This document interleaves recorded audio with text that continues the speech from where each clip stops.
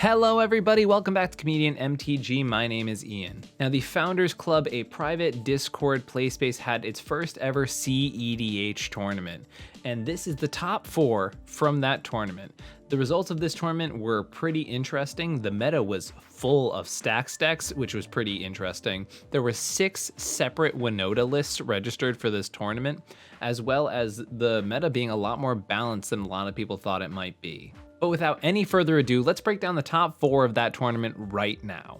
The first player in our top 4 is Just Ice with his Hullen iCameo top 16 list. This is a Hullen deck, and the idea behind this deck is basically to get a bunch of infinite mana combos that all rely on your commander's ability when it's triggered. Most of these combos tend to rely around having this card, Shrieking Drake. Now, Shrieking Drake is really interesting because it basically bounces itself. And when you look at Hullen's triggered ability, whenever a creature enters the battlefield, you get to draw and then put a land in. So there are a number of ways that you can really break using Shrieking Drake in your deck. Oboro Palace in the Clouds is one of those ways, as it allows you to have it bounce itself, so basically you'll be able to draw your entire deck. You won't be netting mana, but there'll be interesting stuff you can do. There's lines with things like Lotus Cobra. When the lands come in, you're suddenly making mana, and the brand new from Modern Horizons 2, Tireless Provisioner, also goes with these lines. Hullen tends to position itself as pretty much a combo mid-range deck with some interesting takes. It's pretty creature heavy, as you can tell. 31 creatures in this list is a pretty interesting number. And using some cards like Cloudstone, Curio, Allurin, Mana Breach, Overburden, all really unique ways to combo off in our format. And it's really interesting because this deck tends to get around a lot of particular stacks pieces. For example, it's playing things like Collector Oof, so it doesn't really have to use artifacts for most of its combos. Tireless Provisioner was one exception to that, but the fact that Tireless Provisioner is just another copy of Lotus Cobra kind of made it worth the include, even though it contradicts some of the stacks in the deck. It's also able to run main deck Deafening Silence, because a lot of the combos in the deck are able to basically go through a Deafening Silence because they're repeatedly playing creatures over and over again, so that's pretty cool. Between Shrieking Drake and White Mane Lion, that's mostly the combos in the deck. There are some other ones that people have played in the past, but this one's really relying on those Shrieking Drake combos to finish out the game. Apart from that, it kind of looks like a Bant mid-range deck. It has a lot of ways to fetch your important creatures, which is awesome because in green you get an abundance of those effects, and when your combo pieces are creatures, it's super, super helpful. The deck is basically an all-around engine built around your commander, and it's one of those decks that if the commander is not disrupted, it can really go off, and against certain stacks decks, it has a good advantage. Now, obviously, a generic Rule of Law is still really strong against this deck, but once again, things like Deafening Silence, they can break parity on. Things of like Collector Oof, they don't really care about their artifacts. So while it's not able to avoid all of the stacks decks we have available in this format, it definitely has some competitive advantages that allow it to combo off through certain pieces. Now, it's really cool seeing Just Ice top 16 this tournament because we actually met in Denmark, and it was really cool. We spent a good amount of time together. So it's cool seeing people I am kind of familiar with do well in these tournaments. Our second deck in the top 4 is yet another Winota deck, but this is my favorite variant of Winota, and it's Maratium's Winota Avalanche list. Now, Maratium has been a big part of our Discord, the Winota Discord, for a good amount of time. He's also a patron of this channel and someone I've really enjoyed talking to, and was one of the first people to take a spin on Winota that I've really heavily supported. I think that this is probably a version of this list that should be on the database because it provides a unique enough perspective on the deck, and I'll go through the differences between my list and his list in a second. But it's a really cool list, and it's got a lot of the same stuff that my Snowball Winota does. However, with the printing of cards like Blade Historian and Rick Steadfast Leader, in combination with some newer cards like Jorkadine the Prevailer, what Maratium's build is basically saying was, you really don't need combos in the deck to be able to have success. Now, while I don't fundamentally agree with that direction for the deck, I think given the fact that that is your angle on this deck, it is a really well-built variant of the Winota file. So let's go over here, and once again, I use Moxfield's compare feature when I want to look at the differences of the deck. So all of the Kiki lines of my version have been completely removed for this deck. So you're not seeing Kiki Jiki, Village Bellringer, Zealous Conscript, Mogcatcher, or Splinter Twin. So all of the combo pieces have been taken out. And usually they are in favor of things like beatdown options, like Jorkadine, as I mentioned, Pian Kirin and Pian Nalar, all giving you non-creature bodies from humans. Freya's Apprentice, once again, a human that gives you non-human bodies. And a lot of pieces like that that allow you to put more and more creatures onto the battlefield. Obviously, you don't need something like Grand Abolisher when you don't have a combo plan in your deck and you're just trying to beat people down. A lot of people have asked me to weigh in on the cost benefit of cutting the Kiki combos. I think Winota is still really, really strong if you take this angle, and there's definitely going to be metas in which this variant pays off for you. I think overall, removing a combo from the deck that basically allows you to win as early as turn 1, 2, and 3, that means that you can never have a commander agnostic win most of the time. I tend to disagree with the cutting of the combo lines completely, but Maratian was able to top 16 tier 1 con and top 4 this event, and has consistently been putting a lot of pressure on the meta with his version of this deck, and it's very strong.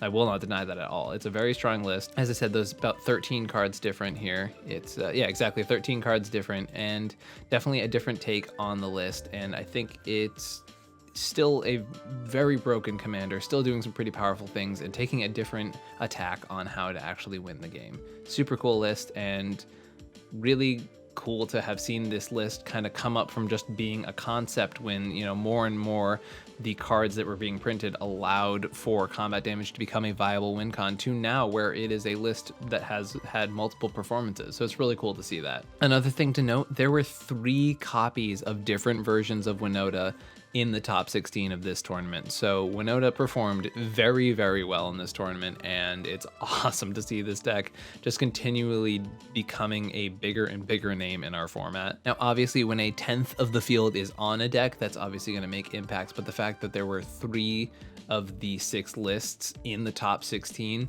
I think really speaks for itself, and all pretty unique versions of the deck. If you watched my video breaking down the first ever Playing with Power webcam tournament, this name will be familiar. We have ZRob with Temur Malcolm. Now, you may recognize ZRob as the winner from our first Playing with Power tournament. This is obviously a really strong follow-up performance from ZRob, having 2 tournaments top 4s and under his belt, one obviously being the victory. ZRob is just a really competent pilot. He has been with Gustav in the top ranks of the Playing with Power League over and over again, has been putting up good numbers with this deck specifically for a reasonable amount of time, and has really shown off his prowess as a pilot over and over again. Now, for those who don't know the deck, basically the idea is that by adding green and red to Malcolm's color identity, it gives you access to green tutors like Court of Calling and all those things to allow you to find your 2-card combo with your commander being Glinthorn Buccaneer.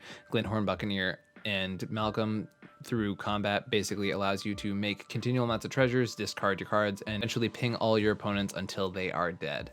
And that is a really clean combo to have access to with only a single creature tutor, and Malcolm being so easy to cast as well makes this combo really, really strong.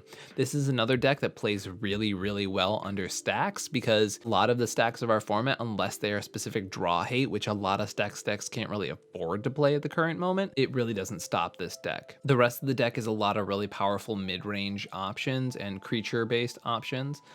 If you notice, there is Dual Caster Mage and Twin Flame as a backup line in the deck, which is always good to have a backup line for your deck, and a strong backup plan like that one. But apart from that, the rest of the list is a lot of ways to get your Buccaneer onto the table, or a lot of different ways to control the game. I love having something like Niv Mizzet as the top end of a deck just to really shut your opponents down. Now, obviously, you are in green, but you cannot play something like Collector Roof, which is kind of unfortunate, but that's because of the fact that your combo involves making treasure tokens, right? So the consistent access to your win cons definitely helps supersede that sort of contradiction within the list, but it's a really clean list, and it can win out of seemingly nowhere. Like, you can just have your opponent draw a couple cards and then have their Malcolm out and attack once or twice, make some treasures, and then all of a sudden, on their main phase, they're playing a Glinthorn Buccaneer, which is a 1-card win condition with your commander. Is really, really strong. A 1-card win condition with your commander that is also a creature is also something we really need to focus on, because a lot of people are not playing creature counters right now. People have been historically really low on spot removal, and they might have bounce effects, which if you have enough mana, Glinthorn can go over that, and depending on timing and things like that. But it's a very strong combo. It's very clean, it's very efficient, and it really does get the job done. So it's really cool to see this list doing well, and I'm not surprised in a stacks heavy meta game that it was performing very well. And finally, the winner of our tournament with a spicy list that I feel like I'm so surprised I hadn't heard about before this tournament, but it's a really cool lines, is called Hermit Pod, and it's by Killstars. Now, many of you may know Killstars from either these tournament reports before, the advent of Underworld Sliver, a lot of really consistent performances from Killstars. Killstars is a fantastic player from cEDH Brazil, and is just someone whose name you're going to keep hearing over and over again. Killstars is a very adamant tournament player, someone who likes to play in a lot of tournaments, and someone who does well in these tournaments. Playing a super unique list today. It's called Hermit Pod, more obviously because Birthing Pod was included in this list, and it also plays Hermit Druid lines. Now, before the show, I hadn't actually seen this deck in play, so I was, going over, and I come down here and I see Dread Return in the sorceries of this deck, and I go, okay, what in these colors could you possibly be Dread Returning to win the game?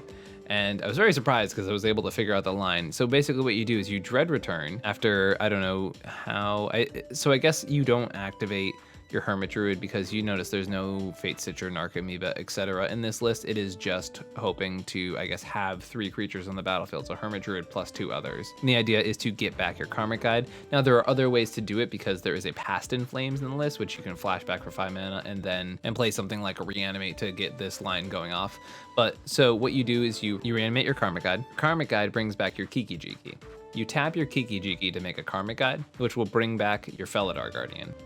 And then your Felidar Guardian comes in, flickers your Kiki, and suddenly you have an untapped Kiki, copy your Felidar, which untaps Kiki, which you copy your Felidar, which untaps Kiki, etc., until you have, I don't know, a billion 1/4s, and you kill your opponents with them. So that's the win con. And the same line happens with Birthing Pod. You basically get up to the point where you can go Felidar Guardian, flicker, get Karmic Guide, Kiki, etc., etc.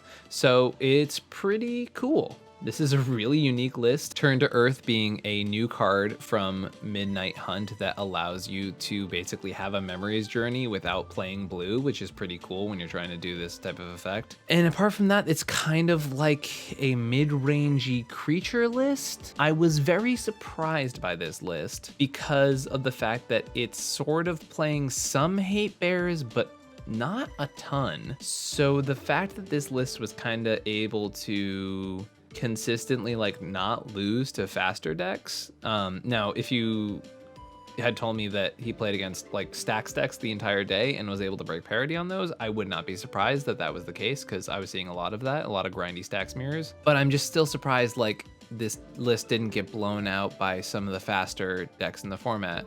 Now, there are some hate bears, as I mentioned. There is Collector Oof, which is interesting in a Birthing Pod list, but that's been done before.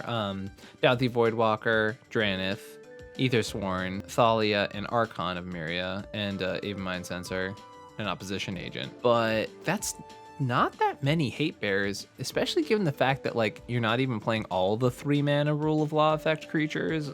You're not playing Deafening Silence. That's just very interesting to me that is not an option that this deck is going with.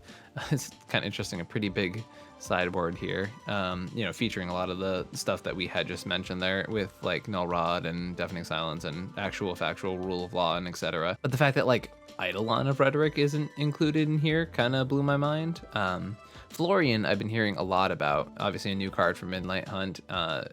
From everything I've heard, it's been putting up pretty decent numbers and performing really well for people, so that's an option to think about. I know a lot of people have historically played Azra Oddsmaker in that sort of 3 mana Rakdos spot to draw some cards, but I feel like Florian digs very, very deep, and in a grindier kind of Timnatana list, it seems pretty interesting to have that happen. But yeah, it's a super cool list. Also featuring Dualcaster Twin Flame, like I mentioned with the last list. It's just got a lot of really cool, unique ways to play the game. As I mentioned, very light on interaction and very light on stacks. So I'm a little surprised to see it perform that well, given the fact that it's kind of greedy in that sense. But it is aggressive in a sense that the format usually isn't aggressive in the same way, right? Most of your proactive decks can't play things like Archon of Myria in the main deck. So it's interesting to have this sort of mid-rangey hybrid list that's looking to do a lot of those things, but also be more proactive. I just think it's a really cool deck, and obviously able to take down the entire Founders Cup tournament. So congratulations to Killstars on that. If you like these top 4 videos, please hit like and subscribe. They help the channel so very much. If you want to see more of them, like this video, subscribe to the channel. Thank you, it helps a ton. I want to clear up something about our Discord. I know I've talked to a lot of people lately who thought the Comedian MTG Discord was patron only. It is totally not. I always leave the link to the Discord in the show notes for this show, so please go check it out. It is a great space for brewing. It's an awesome space where people play, and we have a great community, really healthy attitudes about brewing and new ideas in cEDH, so it's super cool. And obviously there are Patreon exclusive channels. Speaking of which, if you want to support this channel financially or in any other way, please check out patreon.com/comedianmtg. It helps out the channel a ton, helps to buy new tech. I have a lot of new ideas and new things I am thinking about and moving into the future, maybe thinking about a game series that I'd be streaming, stuff like that. So anything you can do to support the channel helps in those areas so very much. So I really appreciate anyone who's already a patron, and if you're thinking about it, you should go check it out. Once again, a link will be in the show notes or the description of this video. All right, everybody, nothing more for today. Have an amazing week. I'll catch you next time. Peace.